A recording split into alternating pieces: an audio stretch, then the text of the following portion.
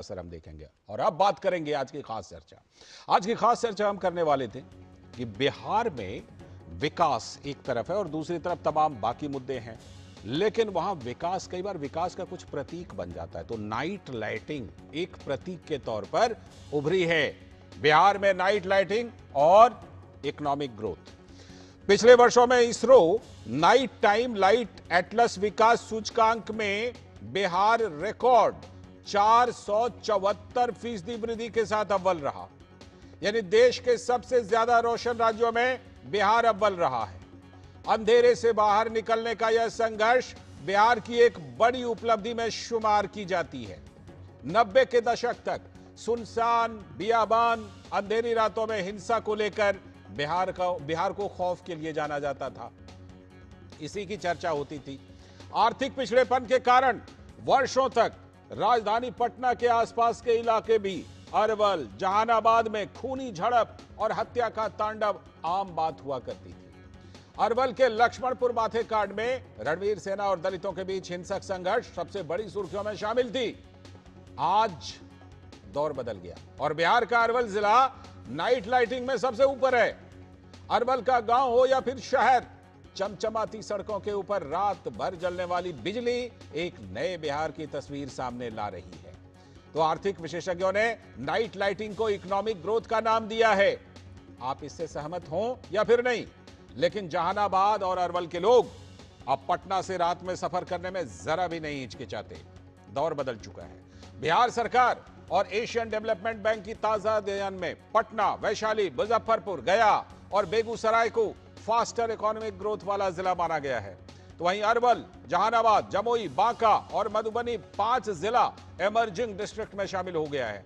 यानी बुनियादी ढांचों की मजबूती और 24 घंटे की बिजली सप्लाई ने अधिकांश नक्सल प्रभावित जिलों को भी इमर्जिंग डिस्ट्रिक्ट की श्रेणी में ला दिया है। ये वोट की ही ताकत है कि बिहार जातीय संघर्षों और लूट की सियासत से अलग विकास को लेकर अपनी प्रतिबद्धता दिखा रहा है। लेकिन बिहार की सियासत में आज भी सोशल इंजीनियरिंग का दबदबा बरकरार है। जाहिर है कि विकास की सियासत को पटरी से उतारने की कोशिश भी जारी है।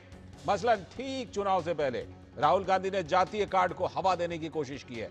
कामयाब नहीं हुए तो एसआईआर के खिलाफ वोट चोरी के नारे के साथ सड़क पर उतर गए और लोगों के बीच भ्रम फैलाने की भी कोशिश की।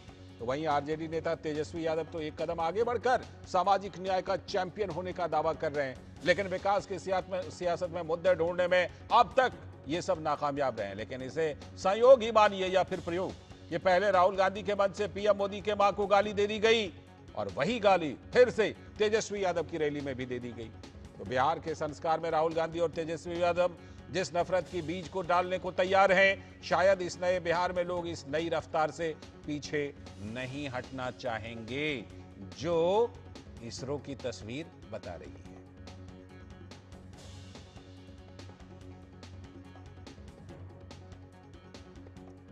इन सब के बीच कुछ नए खिलाड़ी भी हैं। जनशक्ति जनता दल के प्रमुख और लालू प्रसाद यादव के बड़े बेटे तेज प्रताप यादव ने भाषा की मर्यादा को लेकर सरकार से निवेदन किया है कि ऐसा कृत्य करने वालों को जेल भेज देना चाहिए।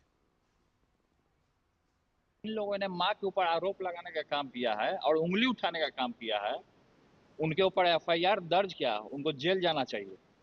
हम सरकार से और केंद्र सरकार से ये भी मांग करते हैं कि जो मां जैसे शब्द का अपमान करने का काम किया है, उसको तुरंत से तुरंत जेल भेजे। तेज प्रताप तो ये कह रहे हैं, लेकिन भाजपा के वरिष्ठ नेता और पूर्व केंद्रीय मंत्री रविशंकर प्रसाद ने तेजस्वी यादव के संस्कारों पर सवाल उठाए। क्या कोई संस्कार नहीं है इनके पास? उनकी माताजी महिला थी ना, मुख्यमंत्री बनी थी, कैसे बनी थी छोड़ दीजिए। क्या प्रधानमंत्री की स्वर्गीय माताजी के बारे में इस तरह की शर्मिंदगी भरी बातें की जाएगी? ये देश की माताओं का अपमान है, ये देश की नारी शक्ति का अपमान है और बिहार की जनता खूब जवाब देगी। लेकिन सबसे बड़ा मुद्दा तो विकास का ही है। तो बिहार की जनता का कहना है कि एनडीए शासन ने बिहार को बदल दिया है। जिस जगह पर हम लोग आज मीडिया से रूब हो रहे हैं, ये 1990 के रीजन में, लालू जी के रीजन में खून की नदियां की लड़ाई होती थी, ₹2 फोन के लड़ाई होती थी, मर्डर कर दिया जाता था। आज जिस जगह पर बजरंग बली का जो आरती गाते हुए देख रहे हैं, वो आरती नहीं, शाम के 4 बजे के बाद ताला लग जाता था, यहाँ पर लोग सुनाटा हो जाता था। ये भय एनडीए के रीजन में ही मुक्त कर गया। जहानाबाद वो भूमि है जहां जाति के नाम पर लोगों का नरसंहार किया जाता था। बहुत फेमस बात ये और ये यहाँ से आप चंद मिनट की दूरी पे पोस्टमार्टम हाउस है, जो अमर शहीद जगदेव प्रसाद जी का हॉस्पिटल के नाम पे जो हॉस्पिटल है उसी का पोस्टमार्टम हाउस है। और अरवल का सारा पोस्टमार्टम जो नरसंहार होता था उसी का पोस्टमार्टम यहाँ होता था। उग्रवादियों द्वारा, आतंकवादियों द्वारा पूरे के पूरे कवर कर लिया गया और पूरे सरेआम अपने कैदियों को छुड़ाया, दूसरे को जिसको मारना था उसको मारा। ये तो था यहाँ का राज।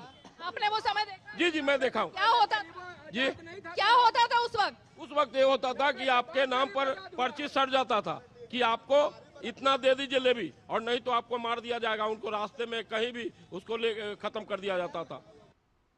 ये वो लोग हैं जिन्होंने पहले का भी दौर देखा है और बदलाव को महसूस कर रहे हैं। करेंगे इस पर चर्चा एक छोटे से ब्रेक के बाद।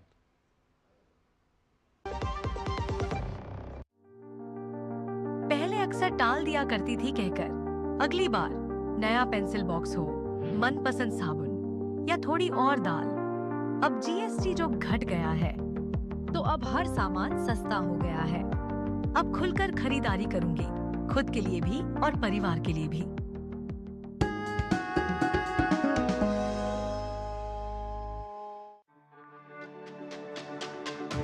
मेरी पसंद, मेरी पसंद, मेरी पसंद, मेरी पसंद, हमारी पसंद, हम सबकी पसंद।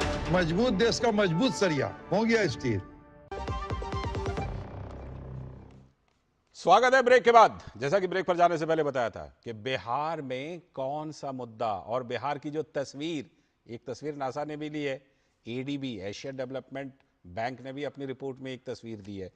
उसी पर बात करने के लिए आज हमारे साथ खास मेहमान जुड़ रहे हैं। हमारे साथ अश्मिता गुप्ता जी, जो वरिष्ठ अर्थशास्त्री और एशियन डेवलपमेंट बैंक एडीबी की सेक्रेटरी भी हैं, मेंबर सेक्रेटरी भी हैं। बहुत बहुत स्वागत मैडम आपका। और साथ में हमारे साथ हैं मनीष पांडे जी, भारतीय जनता पार्टी के प्रवक्ता। स्वागत मनीष जी। दुष्यंत नागर जी, राजनीतिक विश्लेषक। बहुत बहुत स्वागत दुष्यंत जी, नमस्ते। और साथ में हमारे साथ हमारे सलाहकार संपादक विनोद मिश्र जी भी यहीं स्टूडियो में मौजूद हैं। मैं आज सबसे पहले अश्मिता जी के पास चलता हूं। अश्मिता जी, ये तस्वीर क्या कह रही है? चाहे इसरो की तस्वीर हो या फिर एडीबी की रिपोर्ट की तस्वीर हो, ये तस्वीर क्या कह रही है बिहार के बारे में, उस बिहार के बारे में जहां की तस्वीर पहले अंधेरे की वजह से नजर ही नहीं आती थी और अब सबसे चमकीली नजर आ रही है? बताइए। नमस्कार पंकज जी, सॉरी मैं करेक्शन करना चाहूंगी। अच्छा। मैं एडीबी से नहीं, एशियन डेवलपमेंट रिसर्च इंस्टीट्यूट यानी कि आद्री पटना से हूँ। अच्छा, और ठीक है, हमारा ठीक जो ऑर्गेनाइजेशन है ये बिहार में पिछले 30 सालों से काम कर रहा है। ठीक है, और मैं ये संशोधन ये जो- करवा देता हूँ जी। थैंक यू जी। तो ये जो तस्वीरें हैं ये हमने नहीं खींची, ये नासा की ही तस्वीरें हैं जिनका हमने एनालिसिस किया है बिहार के ऊपर। ये इसरो की रिपोर्ट जो छपी थी जिसका आपने जिक्र किया, ये दिखा रही थी कि जहां पूरे देश में 40% पिछले 10 सालों में ग्रोथ हुआ है नाइट लाइट का, वहीं बिहार में 10 गुना ज़्यादा यानी कि 400% हुआ है। जी। तो ये एक बहुत ही हमारे लिए इंटरेस्टिंग फाइंडिंग थी। और जब इंडस्ट्रीज डिपार्टमेंट बिहार उन्होंने हमारे साथ मिलके हमें ये स्टडी करने के लिए दिया कि आप ये देखिए कि हम कौन से इंडस्ट्रीज को के ऊपर फोकस करें ताकि हमें ग्रोथ मिल सके। तो हमने सोचा कि इसको ही देखते हैं पिछले 10 सालों में, क्योंकि ये ग्रोथ एक्सेस करना बहुत मुश्किल है, इसका डेटा निकालना बिहार के इंडस्ट्रीज के ऊपर सिर्फ, क्योंकि आजकल जो इंडस्ट्रीज है वो पूरे देश और दुनिया में एक साथ मिल के काम करती हैं। तो कहाँ प्रोडक्शन हो रहा है, फिर कहाँ वो काउंट हो रहा है, ये बहुत ही कॉम्प्लिकेटेड एक प्रोसेस है। लेकिन इसको सिंप्लीफाइड वे में सैटेलाइट डेटा के माध्यम से देखा जा सकता है और ये दुनिया भर में जो अर्थशास्त्री हैं इसको देखते हैं। तो इसीलिए हमने बिहार के लिए जो देखना शुरू किया कि कौन सी जगह हैं जहाँ पे सबसे ज़्यादा नाइट टाइम इल्यूमिनेशन ज़्यादा है, यानी कि चमचमाने वाली जगह कौन सी हैं और कौन सी जगह सबसे ज़्यादा ग्रोथ है।